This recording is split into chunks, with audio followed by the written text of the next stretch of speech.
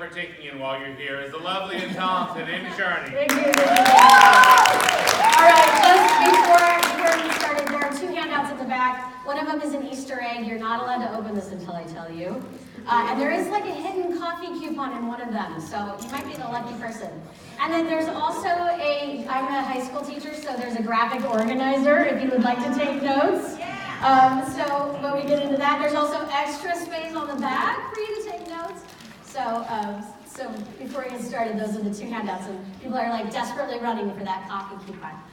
So my name is Amie Charney, and this is called Not Your Mother's Bodice Ripper. So let's just go ahead and dive in. Woo! So her name was Joanna Lindsay, and you never forget your first romance author, especially when she's publishing during Fabio's heyday. So I was 13, and I had found my grandmother's stash of romance novels when we were visiting her, and they were a giant leap from my Sweet Valley High days. So one thing that I loved was Lindsay wrote these kick-butt women at the center of their own narratives, and I was hooked. I smuggled a couple of them home in my suitcase, and I dog-eared them and reread them. And actually, what was funny is a few years later, she was the first author that I actually met in person. And it was so cool because she signed my books, and I got to talk to her a little bit. And after I did, I knew what I wanted to be, and I knew what I wanted to write. So this lecture is actually built on the work of many fine authors like Joanna Lindsay, who I researched when I started to get serious about writing in this genre. There's a full citation list that I have if you're interested. However, I did want to acknowledge a couple of the writers that especially guided my lecture tonight. So Gwen Hayes, who's the best-selling author and editor of a very small but a really mighty book called Romancing the Beat that guides a lot of what I'll be referencing in the second half of this lecture. Tessa Dare, Julia Quinn, and Lee Michaels are all New York Times best-selling romance authors who I've had the pleasure of taking characterization workshops with. And then industry expert and commentator for Writer's Digest, Chuck Sampuccino, and agent Carly Waters, who really guided my research into the back end of the publishing world. So, I wanted to address this controversy that inevitably comes up when I talk about women's fiction, which is, should literature be gendered, especially by the publishing world? Should women feel empowered by having their own body of work, or should they feel marginalized by the stigma? But, I mean, after all, there's no category for male fiction. It's just fiction.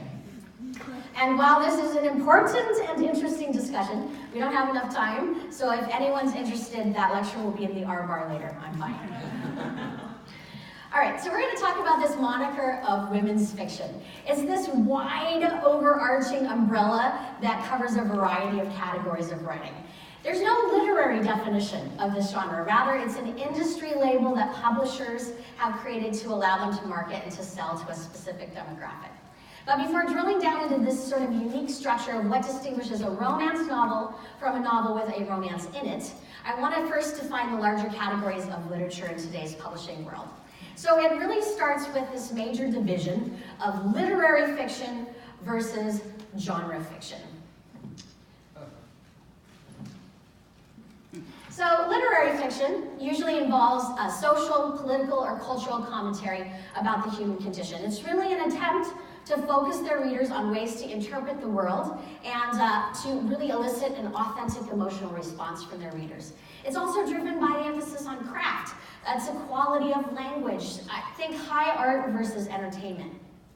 As opposed to this other side of the world, which is genre fiction, which really it seeks to entertain its readers. It provides an escape from reality versus literary fiction's aim to lead readers into reality. It's focused on great writing, but it doesn't seek to chronicle the tribulations of the human existence beyond how those trials serve plot and character. And where genre fiction becomes gendered is really in this term that has come up lately called women's upscale or upmarket fiction. And within this moniker really has arisen this term, what we call book club fiction. Oprah is famous for helping this along. And it's really marketed as having elements of literary fiction with commercial appeal, and that makes the writing more accessible. But nonetheless, this is really literature fiction for a thoughtful book club discussion over a glass of wine than really a literature class's analytical discussion. Where upmarket fiction starts to distinguish itself is in commercial fiction. And commercial fiction is largely falling in line with a genre's publication guidelines. It's plot-driven, it's faster paced, it has a shorter page count, and the language and the themes tend to be less complex. The aim of commercial fiction is really to entertain, no matter what book or author or reader selects. In fact, commercial fiction readers often select a book based on genre, not an author. So they will pick to read in a category like romance or crime or thriller or mystery.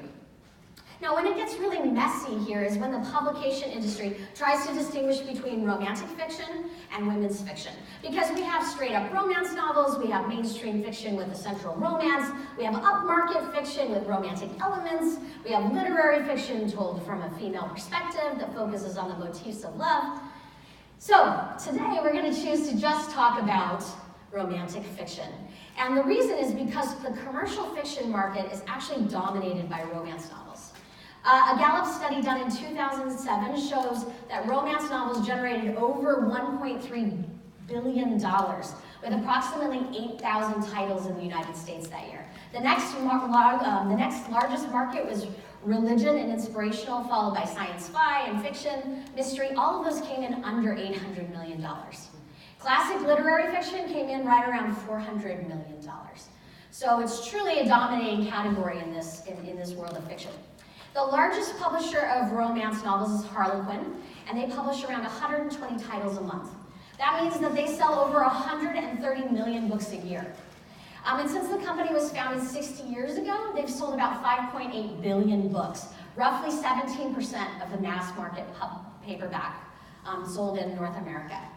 And it's made authors like Nora Roberts and Danielle Steele and Debbie Maycomer to be the top leaders of highest paid authors, well over $10 million a year. So, generally, this category of romance falls under two formats. We have series or category romance, and we have single title. So let's first talk about single title romance. This is right around 75,000 to 100,000 words. It's released individually, so there's less stringent publication guidelines. And there are fewer restrictions on things like theme, plot, characters, and there's definitely room for more social commentary. Purchases of these books have a larger shelf life because they're more author-driven, so people actually go looking for that author. And then we have this animal that we call category romance. And so when you think about what a romance novel is in your mind, this is usually what you think of. So a category romance, or a series romance, is issued under an imprint, or a series name that's released at regular intervals. And these books tend to be shorter, around 50,000 words, and they have very stringent publication guidelines. Harlequin, for example, has 25 different imprints at any time, ranging from subgenres that focus on everything from the American West to fantasy to Christian. They even have specialized ones like NASCAR. So they have NASCAR-related romances, and the all-time favorite, medical, which always takes place in a hospital with medical professionals. So the other thing about a category romance is each of them have publication guidelines, and they have this thing called a heat meter that sets out how much passion, how much seduction, or lack thereof that you can have in your novel. So, what distinguishes a romance novel from a novel with a romance in it? And that comes from the Romance Writers of America, which is the professional writers group, and it defines two basic elements of what you have to have if you're going to write a romance novel, and that is a central love story and an emotionally satisfying or optimistic ending. So, in a romance novel, we usually, generally speaking, have boy meets girl, and they have to earn their happy ending, but they have to have a happily ever after, which leads to marriage. That's the traditional HEA. Or now, at least, we have happy for now, that's HFN, which is an expectation of lasting commitment, but after a while, options might be open. And this HFN is specifically found in the new adult genre, which are essentially sexed up YA novels. So, whoops.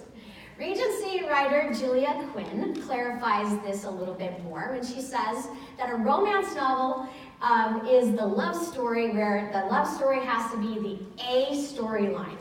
So here's an example. A protagonist has cancer and falls in love, and if the fight is about cancer, and that's the A storyline, and the romance is the B reel, it's not a romance novel. So, I mean, this is especially true if the protagonist dies. If she dies or if he dies, forget it. It's not a romance novel. If the storyline's about how the protagonists fall in love and she happens to beat cancer, then you have a romance novel. So, you have to have this theme. There can be other themes and subplots, but at the end, the main theme has to be love conquers all. So for those of you that were wooed by the $10 million and want to start writing romance novels, the first place that you need to start is, what does love conquer? So, can the hero or heroine hurdle over the external conflicts that block them? Can they escape the internal conflicts that haunt them and still find lasting happiness? And if that answer to any of those questions is no, or if the theme is anything other than love conquers all, you haven't written a romance novel. And you're going to be shuffled over into that broader category of women's fiction. So now we're going to kind of really drill down the structure of a romance novel defined by character. So the expectation of the reader is to really experience a love story as if it's happening to them. So it has to have relatable emotions. And each character has to have this really achingly transparent to the reader and move from what Gwen Hayes calls wholehearted to wholehearted over the course of the story arc. So that means that the short-term and the long-term problems that these characters have to really be closely related. The immediate threat or challenge, those short-term problems, is really what's going to force the character to deal with those long-term fatal flaws that they have. And that long-term fatal flaw that they have has to be the reason that the character finds a particular short problem so hard to face. Now, the next thing we're going to look at is that how the structure of a romance novel is defined by focus and tone. So I've developed this premise. I thought we could do a little exercise here, that we can tiptoe into many different genres. So I'd like you to think about your own genre of writing, whatever that might be, and kind of think about where you would go with this. So here's the premise. A week before the Museum of Modern Art's curator is to present a recently discovered masterpiece, the artist's only child, who also happens to be the curator's ex-wife, shows up and reveals that their quickie divorce 2 years ago never went through, and the painting that he is about to reveal to the world is a counterfeit. So, now what determines the premise of this is, or whether this premise is a mystery or a thriller or a romance, is really going to be in the focus and the tone. So, me being a romance writer, I'm going to take this basic plot here, and I'm going to focus on kindling a renewed relationship between the curator and his ex-wife. The stolen painting adds sort of this element of surprise, but the painting is only a plot device that's used to push those characters together at every turn.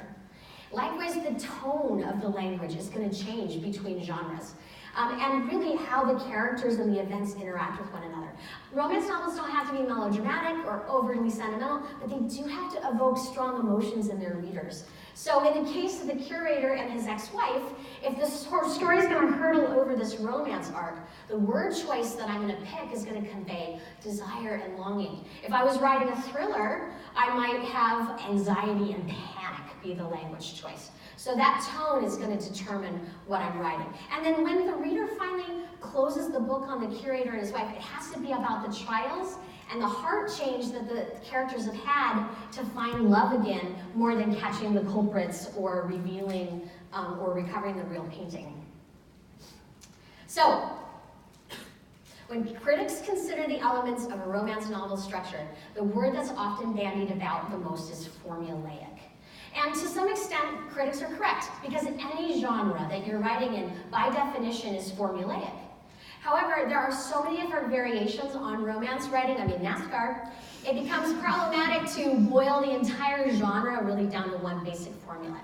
So when critics are responding to this sort of time-honored plot structure that underpins any of these novels, Or a novel with any sort of romantic arc in it. This boy meets girl, girl and boy fall in love, boy and girl have big problems, but in the end, love conquers all. So we're going to move on to the structure of the plot. This is probably pretty familiar to us, this plot diagram, traditional rising action that we learned in 5th grade. But instead, I'm going to postulate, along with Gwen Hayes, that the romantic plot arc looks more like, what was that, Sarah?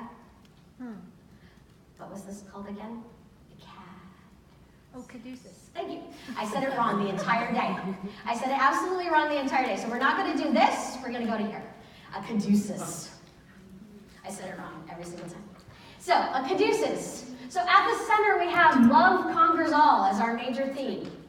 And the two serpents are like our protagonists. They circle around each other, and then they back away at their respective corners. So as they're coming together at the meet cute, they're coming up, they're meeting together, and then they're going back. But here's the thing, each twist that they take brings them closer together, and they don't have enough slack to go back to where they started from. So at each twist as they meet each other, their lives are changed, who they are changed. And she simplifies also this traditional plot diagram into 4 main phases with particular beats in each phase. We have setup, boy meets girl. We have falling in love, boy and girl back it up. Retreating from love, we have big problems. And then we have fighting for love, which is love conquers all. And I'd argue that this is actually a very, very valuable arc if you're going to write any sort of romance, because it really brings tension and anticipation. So we're going to jump in. So if you have your graphic organizer and want to take notes, we're going to start with phase 1, the setup. And this is where we have our protagonists meet. This is about 25% of the story arc that we're going to talk about. And the main objectives of this phase are to introduce our protagonists in a compelling way. We want to establish, or at least foreshadow, the internal and external conflicts that each of the protagonists are going to face. And we're also going to be introducing our primary roadblocks that are on the road to their lasting commitment. Especially, we need to know what's holding them back, right, from getting that wholehearted love. So in the first beat, we're going to introduce our hero and heroine. Now, interestingly enough, this really depends on what point of view the writer uses. This introduction, it's going to vary widely. And the most common choice for contemporary romance writers is actually third person. And having alternating chapters and scenes between the two protagonists, because it gives us this godlike view that allows us to get a really intimate look into the mindset of our characters. And depending on deciding which point of view structure that we're going to use is really driven by who has the most to lose in the scene. Whose internal thoughts and viewpoints are going to add the most tension. So establishing, and then the third thing that we're going to really need to do at this point is establish what this character's slice of normal looks like. Even if that normal is another planet, right? Then we have what we call the meet cute. And this has evolved from the 1940s Hollywood idea of this cute meeting. It really means the first time that the two protagonists are on the page together. And it really sets the romance into motion. It sets up the conflict of the story. It's that precipitating event that we have. And it's also actually driven a lot by what the publication requirements are. So depending on who you're writing for, that's how quickly you need to get your characters together. So it doesn't have to be on the first page, but it certainly has to be within the first chapter. And if you're writing category romance, you have a lot less real estate if you only have 50,000 words to go. The third step that we have is called the first no way. And there's actually a series of these no way steps. This is when the characters start to voice their arguments as by why they shouldn't fall in love. And often this is when you, the author, start to trickle in that backstory to really help us to understand as a reader the relationship and the deeper psyche that's really driving the aversion that these characters have for one another. And then the last step in our phase 1 is my favorite. It's called adhesion, and this is what romantic comedies and every really awesome Hallmark movie that you've ever seen are built off of, right? This is no matter how much the character protests that they don't want each other, something happens and they are stuck together, right? So, I mean, realistic characters are going to walk away. So you have to do something to force them to stay together. And there's like 3 major ways that this happens in this trope. I mean, they either need each other so badly that they can't walk away for some reason. There's a logical or valid reason, so they can reason it logically through. Or the influences, this is Hallmark's favorite, they trap them together. So we have the Christmas blizzard, right? Or we have the broken elevator, right? That adhesion step is really the plot thrust that's going to take us into phase 2. So this is really the catalyst that's going to shift the external goals of your characters. And this is when we, the authors, get to rub our hands together and like gleefully set up making our characters miserable, but it's for their own good because they need to realize that they're truly perfect for each other. So that takes us into phase 2. So in phase 2, we have characters that are still unwilling to change, but the walls are beginning to crumble. And the objectives for this falling in love stage is really for you, the reader, to see that the protagonists are made for each other. Even if they don't see it themselves, it's for you, right? And we're gonna really ratchet up the tension between the protagonists. We're gonna force our heroes to begin dealing with those deep internal conflicts that are the results of longer-term problems. And that's gonna lead us into our second no way. And this is when conflicts really start to flare. This is when they develop that lack of trust for each other that's really rooted in those internal conflicts. And this is also simultaneously when they don't want to own their own crap. They know they have problems, they have unpleasant truths about their lives, but it's really the other person's problem. And so if we're going to keep that love conquers all as the A storyline, this means that although these challenges present themselves, the protagonists have to use this as rocket fuel towards each other instead of away from each other. And that leads us into this inkling. This inkling is really for the reader. We are going to read this and we're going to know that the characters are the best antidote for each other, right? And this is truly when you, the writer, are going to have to throw your characters a life ring. Because they have to see something about each other worth keeping, right? An inkling of that, right? So that tender moment, that fun moment where they're sharing truths about each other, when they're maybe defending each other physically or emotionally. Something has to happen that sets up this us against the world for this to work. It's a glimmer of what could be. It's like this small hope that's going to carry them and us through the next stage into the deepening of desire. Now, this is where you get that first kiss. And the first kiss really should have an arc of its own inside of the longer story. And I think this goes for any genre that you're writing in. And then, so let's think about this. If you have a happily ever after where these guys are going to get married and walk into the sunset and, die a long death, die like 60 years from now or whatever. So you got to think about this. This first kiss, it's their last first kiss.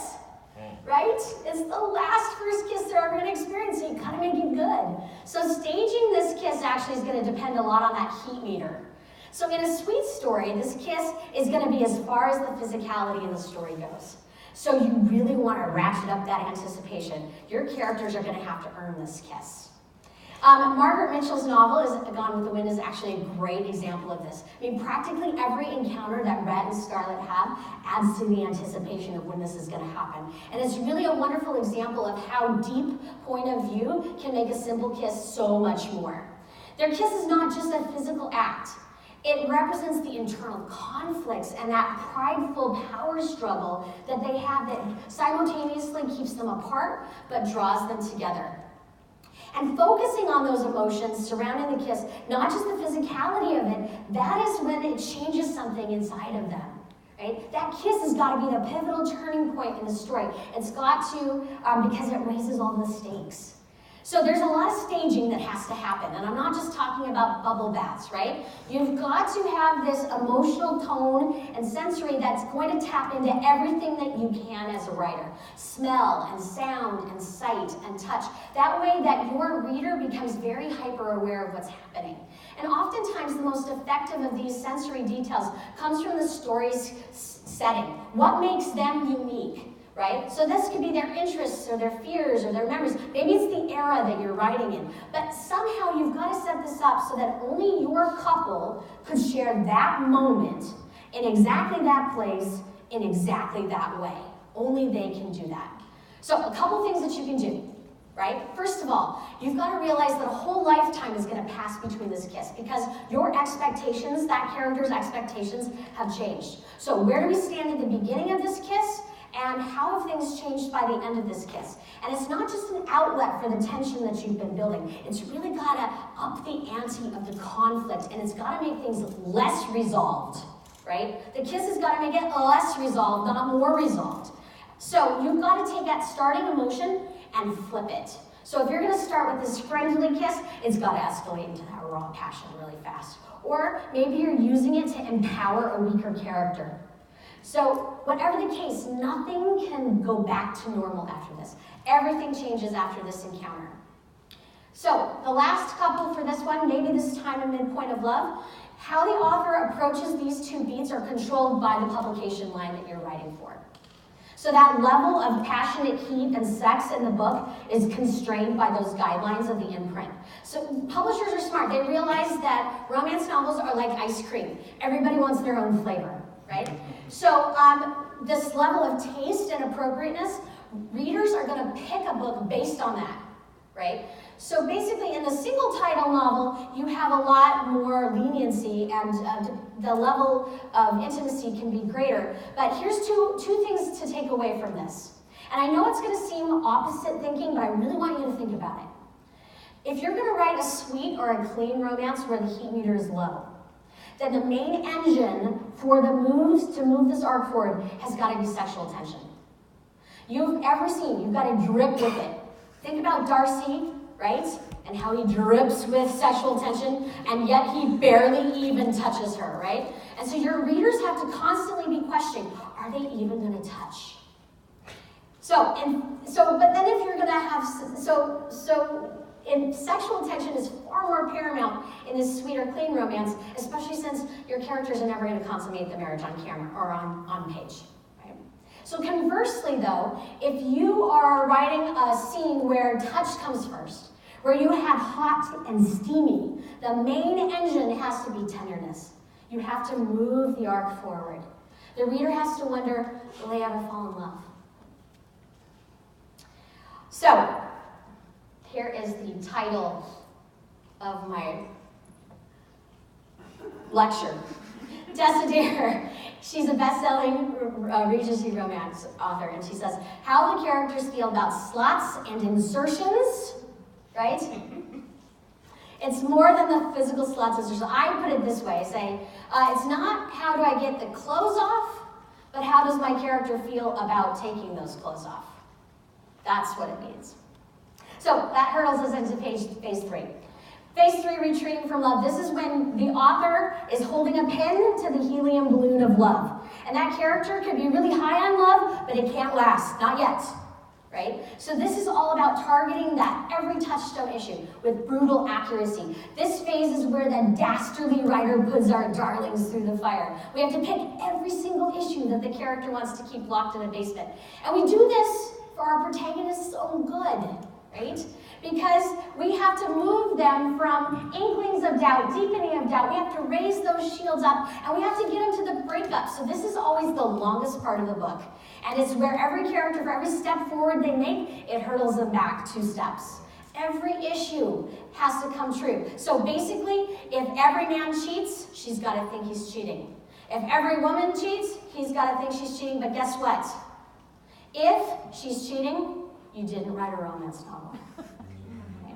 So these self-fulfilling prophecies force our protagonists into full retreat from one another. They have to choose the certainty of fear over the uncertainty of love. So it gets us to this black moment in the novel, and we have to have our characters choose to leave one another. They cannot be driven away by external plot points. Because if you have them driven away by external plot points, then they haven't learned anything. So you need to have that black moment tied to something that the hero chooses to hold on to. Their fears, their flaws, their misconceptions that are keeping them from opening their whole heart, right? If it's external, they don't earn it. But you have to have your characters hit rock bottom in order to realize that the one thing they need to be wholehearted, they just let go. So that dark night has to come before we have our scrappy fight to the finish of phase 4. So phase 4, we have to have our protagonists own their own crap. They have to realize that they have chosen to be miserable. And they have to finally come to terms with the last remnants of the walls that they've built up by internal conflict. This is that movie moment.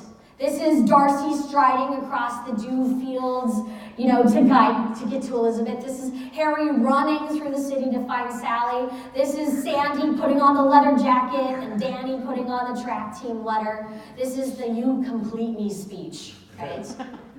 So the characters have to risk their greatest fears, and they have to put everything on the line for a chance to be whole again. This is our reader's payoff for traveling alongside our heroes to the bitter end. Or in this case, because we're writing a romance, the happy end. So this gets us to our love conquers all. So depending on how you, the author, set up the romantic arc, this final gesture can be funny, it can be angsty, it can be blubbery, it can be awe-inspiring, but you have to have it big. And it has to be full circle. You really need to bookend. Where they started needs to be resonated and where they end, so that we can actually see how they've changed over the arc.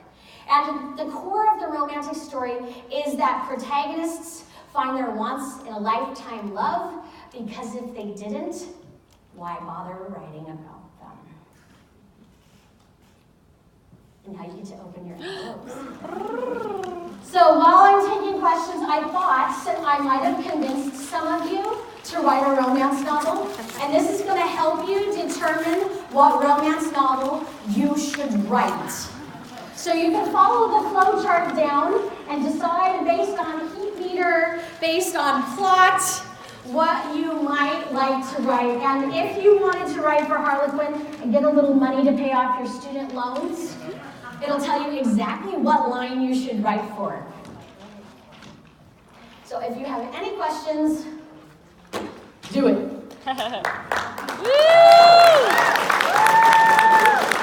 Tom, lay it on me. Thank you. So a lot of classic romances have tragedy, like a famous one the last couple years, Me Before You.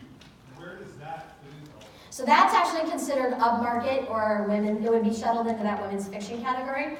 And the reason is, A, the protagonist dies. Very simply, in a romance novel, you can't have the protagonist die. But in this upmarket fiction genre where she's writing in, you can have these deeper themes, and your A plot line can be something different. But if in a romance novel, in a single title or category romance novel, you have to, it's love conquers all. So basically, if he dies, you're automatically not a romance novel. So Mary, did you have a question? No? Did you determine where you fall? I was curious, like, if we had a soccer situation. A soccer situation? They could have a FIFA romance line. Stalker. Oh, stalker. I thought you said soccer. I was getting excited for a second. A stalker situation.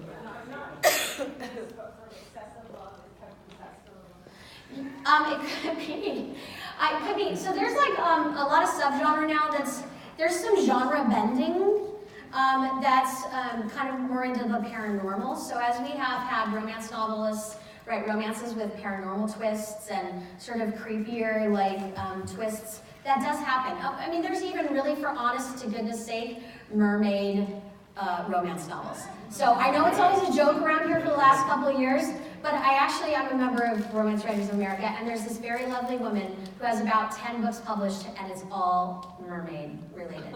So I think that you have a lot of different angles that you can go at. But you have to have that main plot thrust of love conquers all in order to.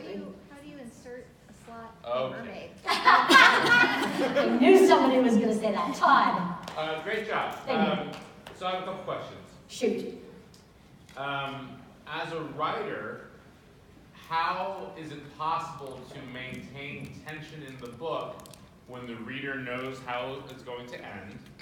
And as a corollary, as a reader, how do you not get bored knowing how it's going to end? Well, first of all, and the third thing oh wow, I gotta remember 3. Okay, go. is the certainty of the happy ending better than the uncertainty of going to bed each night not knowing what's going to happen? Absolutely. There's nothing I hate worse than reading a book and they leave you hanging in it. So yes, absolutely. I would say that I would read a book that has a for sure happy ending because it has a for sure happy ending. I would write a book because I'm writing something that I actually want to read, which means I want to read a happy ending. So romance readers don't get bored of happy endings because I would say they go to that genre specifically for that. They do not want any surprises. Romance writing especially has a contract and an implied contract between you and the reader. That implied contract is no matter what shit you put your character through, at the end, everything's going to be okay. And so they're willing to jump and dive with you for the very specific reason that they know it's all going to be okay when they close the book and they can go to bed and hopefully you've kept them up all night reading that romance. But how do you maintain the tension? Did you not just listen to the book? I did. I even saw you taking pictures of the screen, which I was like super You're on impressed the by. I was internet like so excited. But, I mean, in order for the reader to have concern, yeah. which is what's going to make them turn the page, how do you as a writer build in that a believable concern? Like, you're not going to have someone have their head cut off. Right, well, that would be difficult. So, for example, I don't know about you, but every time I read or watch Pride and Prejudice, I always worry that Darcy and Elizabeth are actually going to make it. And I think that has to do with that anticipation and that going, coming together and going away from each other. I always worry, geez, are they going to get it together? Even though I've read it 100 times or seen the movie 100 times. You're just like sitting there going, not this time, they can't, how can they do it? So I think it's really about how you're ratcheting up that tension. And so making sure that you're actually putting that all the way through the novel, not just like front-ending it or back-ending it. You really have to like dole it out in small amounts and show them how they're gonna show the reader. You gotta make them like sit there and like, a little bit. So you're planting the seeds from the meet cute. That was the word I was looking for. For the meet cute on about what the tension's going to be. Yeah, and I think part of that is making the external and the internal goals. Okay, you get bonus points, especially if the internal conflicts and the external conflicts are really opposed to each other. I mean, if you can right off the bat, they each want something each other has and they're not willing to give it to them. Like if you can have that right off the bat and have those external and internal goals kind of be on the opposite ends of it, you're really going to have your readers wondering, God, are they going to ever get this together? Yep. Is erotica a subcategory of romance, and does it follow the same beats? And is it more interested in happily ever after or happily for now? So erotica is definitely a subgenre of romance writing. For Tom, I put the Christian up there. You're welcome. And erotica is definitely a genre. I would say that the reason why things like 50 Shades of Grey work is because everybody likes the sex in it, but really what it is that can this really like tortured character find redemption through this woman?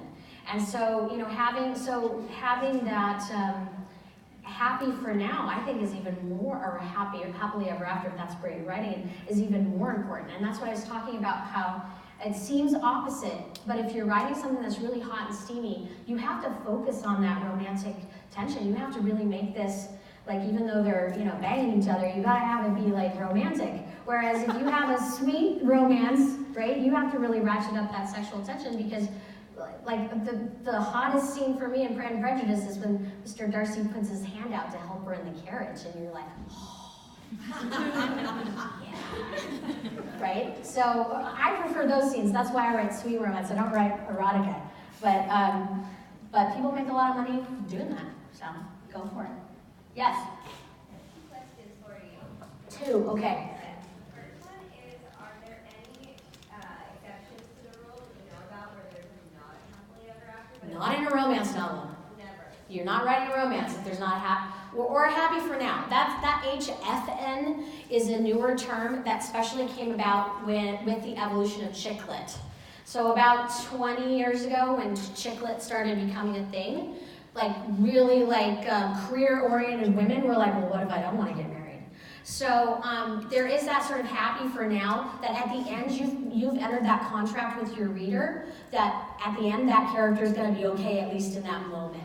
Is it always with the romantic Whoever you've set up as the other protagonist, yes. Now, if you're doing it happy for now, whatever they do after the novel goes on, that's up to the reader's imagination. But when you close that book, they at least have to be okay in that moment. They have to have found a way to be wholehearted in that moment. So whatever it is that's been keeping them from having that relationship has got to be resolved by the end. Okay, one last question. Okay, one last question. Sarah? What exactly do you do with this? Thank you for asking. So what I gave you actually, after I did a lot of research, I wrote my novel and I realized that I had a lot of holes in it. And so what I've kind of developed for myself now is I write the first draft because I'm a pantser. So I wrote the first draft all the way through, and then I went back and I developed this template, and I'll show you what it looks like. I developed a template that really helps me make sure that I have plotted it correctly. And if anybody's actually interested in it, I'd certainly be happy to send you the digital copy of it. But what it does is it goes through, and I was able to go back and capture each of the different scenes from the character. So if you follow along, we have our different beats on here. The beat line for me is colored because I can very easily, at a glance, see how long I've spent on that. So you'll see that I talked about how that adhesion scene is actually pretty long, and I'm looking, and it's actually really long. So I probably need to go back and cut some of that because I'm sort of mulling around in that scene. So that kind of gives me an instant indicator. I have my scene description. I have who my point of view character is that I'm going to tell that story in, who has the most to lose in that story and in that moment, and then about how long or how many pages it is. So it's going to really take us through the entire novel. And it gives me an opportunity to go back and see where I might need to ratchet up more of that tension or maybe cut some of it. So. Cool. All right, great Cool. job. Thank you very much.